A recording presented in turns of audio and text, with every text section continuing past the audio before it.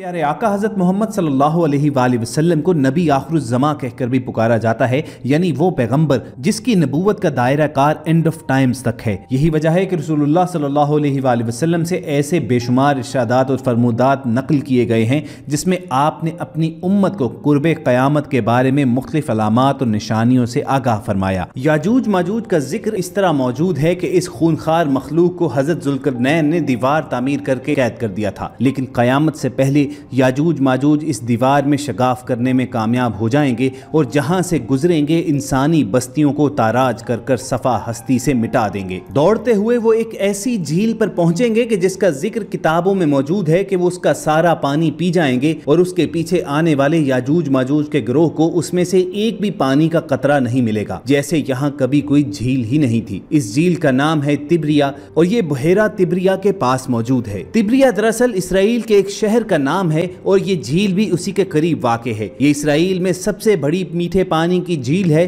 जो 21 किलोमीटर लंबी, 13 किलोमीटर चौड़ी और 43 मीटर गहरी है। आज इसराइल जिस झील को अपने लिए सबसे मोतबर समझ रहा है वही याजूज माजूज की मंजिल मकसूद होगी, जिसका जिक्र कुरान करीम फुरकान हमीद में 1400 साल पहले आया हुआ है। याजूज माजूज दरअसल हैं कौन और ये कहाँ रहते हैं? जबकि कुरान मजीद की सूरह कहफ में इसका जिक्र वाज़े मौजूद है। मुफस्सिरीन और मुहक्किकीन ने लिखा है कि हज़रत ज़ुल्करनैन सफ़र करते वहाँ जा पहुँचे जो आर्मीनिया और आज़रबाईजान के नज़दीक इलाका है। वहाँ दो पहाड़ों के दरमियान से एक कौम खेत खलियान तबाह कर देती थी, तुर्कों को बेदर्दी से कत्ल कर डालती और गुलाम बनाकर ले जाती थी। हमला आवर लोग याजूज माजूज कहलाते थे। कुरान मजीद में इसका जिक्र यूं आता है, उन्होंने कहा, ए ज़ुल्करनैन, याजूज और माजूज इस ज़मीन में फसाद फैलाने वाले लोग हैं, तो क्या हम आपको कुछ माल की पेशकश कर सकते हैं कि जिसके बदले आप हमारे और उनके दरमियान कोई दीवार बना दें? उस पर हज़रत ज़ुल्करनैन ने जवाब दिया, अल्लाह ने मुझे जो इक़्तिदार अता फरमाया है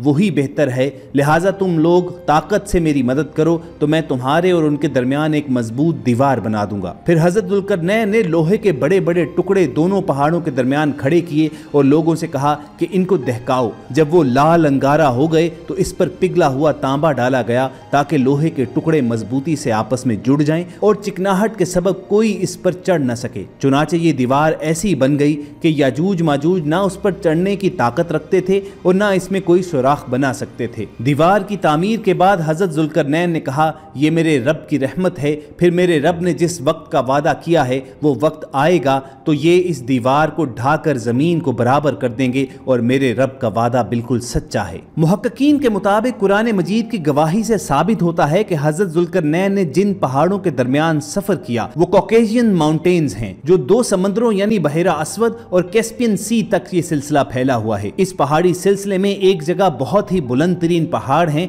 जिनके दरमियान वो वाहिद रास्ता है जहां से आया जाया जा सकता है, मगर ये रास्ता मुकम्मल बर्फ से ढका हुआ है। इसके अंदर लोहा और धात मौजूद है। मुफस्सिरीन का मानना है कि ये जरूरी नहीं कि याजूज माजूज की तमाम कौमें ज़ुल्करनैन वाली दीवार के पीछे महसूर हों, अलबत्ता वो कबाइल जो कत्ल गारत करने वाले थे और वहशी थे उन्हें सदे ज़ुल्करनैन के जरिए रोक दिया गया। रिवायात में आता है कि तब से अब तक याजूज माजूज इस कोशिश में लगे हुए हैं कि किसी तरह दीवार को गिराकर बाकी दुनिया से जा मिलें। कुर्बे क़यामत की अहादीस में बयान किया गया है कि रसूलुल्लाह सल्लल्लाहु अलैहि वसल्लम ने इशारा दिए कि जब क़यामत का ज़माना करीब आ जाएगा तो उस वक्त ये दीवार गिर जाएगी और याजूज माजूज दुनिया में फैल जाएंगे। ये जहां से गुजरेंगे तबाही फैलाएंगे। उनका फैला हुआ गिरोह जब भागता हुआ तिब्रिया झील से गुजरेगा तो सही मुस्लिम की रिवायत के मुताबिक वो सारा पानी पी जाएंगे और जब आखिरी गिरोह वहां पहुंचेगा तो कहेगा, कभी यहाँ पर पानी हुआ करता था। ये तिब्रिया झील इसराइल में आज ताज़ा पानी की सबसे बड़ी झील है और इसका जिक्र तौरात और इंजील में भी आया हुआ है। हज़रत ईसा अलैहिस्सलाम ने रिवायात के मुताबिक बड़ा हिस्सा इसी झील के साहिल पर गुजारा और मुख्तलिफ अहादीस में इसी झील के पानी का तेजी से कम होना ये इशारा दिया गया है कि याजूज माजूज के जाहिर होने का वक्त करीब है। क़ससुल कुरान में है कि याजूज माजूज इसी झील के जरिए कत्ल गारत करते हुए बैतुल मक़दस तक पहुँचेंगे और اعلان کریں گے کہ زمین پر ہمارا قبضہ ہو چکا ہے۔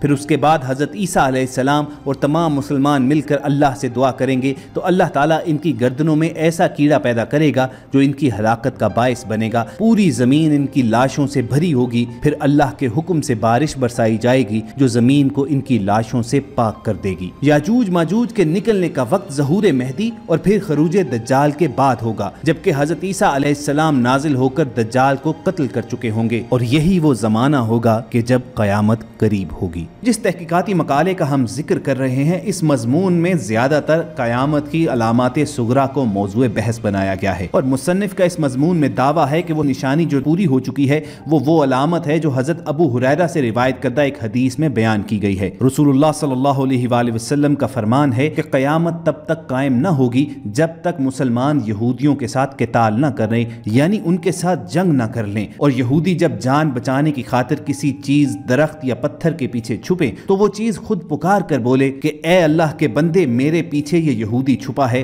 آؤ اسے مارو، سوائے ایک درخت کہ جس کا نام غرقد ہے، صرف غرقد کا درخت یہودیوں کو پناہ دے گا۔ خواتین و حضرات، غرقد کے درخت کو انگریزی میں بوسٹونوم اور یونانی زبان میں لیسیم کے نام سے جانا جاتا ہے۔ اس درخت کی اونچائی 4 سے 6 فٹ تک رہتی ہے۔ آج یہودیوں نے اس درخت کو لگانے کی مہم پوری دنیا میں شروع کر رکھی ہے۔ یہ غرقد کا درخت یہودیوں کا پاسبان شجر سمجھا جاتا ہے۔ دوستو، مصنف کے مطابق قیامت کی دوسری علامات جو پوری ہو چکی ہے وہ حضرت عبداللہ بن عمر رضی اللہ تعالیٰ عنہ کی روایت کردہ حدیث میں بیان کی گئی ہے کہ تم عرب کے ان ننگے پاؤں، ننگے بدن پھرنے والے بکریوں کے کنگال چرواہوں کو بڑی بڑی عمارتیں بنانے میں ایک دوسرے سے سبقت لے جاتے دیکھو گے، اور اس وقت پورے جزیرۃ العرب میں فلک بوس عمارتیں تعمیر کرنے کا یہ مقابلہ اپنے عروج پر پہنچا ہوا ہے۔ دبئی کا برج خلیفہ جب دنیا کی سب سے اونچی عمارت بنا، سعودی عرب کے شہزادہ ولید بن طلال نے جدہ میں اس سے بھی اونچی عمارت تعمیر کرنے کا اعلان کیا، اور ابھی یہ کنگڈم ٹاور اپنی تکمیل کو نہیں پہنچا تھا کہ دبئی کی جانب سے دبئی کریک ٹاور بنانے کا اعلان کر دیا گیا۔ آج ہم دیکھتے ہیں کہ پورے عرب میں عمارتیں دنیا جہاں سے بلند ہو چکی ہیں، اور ہمارے نبی صادق رسول اللہ صلی اللہ علیہ وآلہ وسلم کی پیشگوئی حرف بحرف پوری ہو چکی ہے۔ اسی طرح رسول اکرم صلی اللہ علیہ وآلہ وسلم نے فرمایا، قیامت تب تک قائم نہ ہوگی جب تک میری امت کے قبائل مشرکین کے ساتھ نہ مل جائیں اور ان کے ساتھ مل کر بتوں کی پرستش نہ کریں۔ کچھ عرصہ پہلے آپ نے دیکھا اور سنا ہوگا کہ دبئی میں ایک بہت بڑے مندر کا افتتاح کیا گیا ہے، اور دبئی کے تمام بڑے شیوخ اس افتتاح کے موقع پر نظر بھی آئے، اور تصویروں میں یہ دیکھا جا سکتا ہے کہ یہ عرب شیوخ پوجا کے عمل میں بھی برابر کے شریک رہے۔ نبی کریم صلی اللہ علیہ وآلہ وسلم نے اپنی امت کو زمانہ آخر کے عظیم فتنوں سے اس تفصیل کے ساتھ آگاہ کیا، صحابہ کرام آنسوؤں سے تر آنکھوں کے ساتھ ان فتنوں سے پناہ مانگا کرتے تھے۔ اللہ تعالیٰ سے یہ دعا کیجئے کہ اگر ہم زمانہ آخر تک پہنچیں تو اس فتنے کے دور میں ہمارا ایمان سلامت رکھے، اور اگر ہماری سانسوں کا اختتام اس سے پہلے ہی ہو جائے تو ہمیں ایمان کی موت نصیب فرمائے۔ اگر آپ کے دل کی یہی صدا ہے تو کمنٹ سیکشن میں آمین لکھنا مت بھولیے۔ آج کی ویڈیو کا اسی بات پر اختتام بھی کریں گے۔ اگر آپ کو ہماری یہ کاوش پسند آئی ہو تو ایسی ہی تاریخی، اسلامی اور معلوماتی ویڈیوز فیوچر میں حاصل کرنے کے لیے آپ ریڈ بٹن پر کلک کر کے اور بیل آئیکن کو پریس کر کے سبسکرائبر بن جائیے۔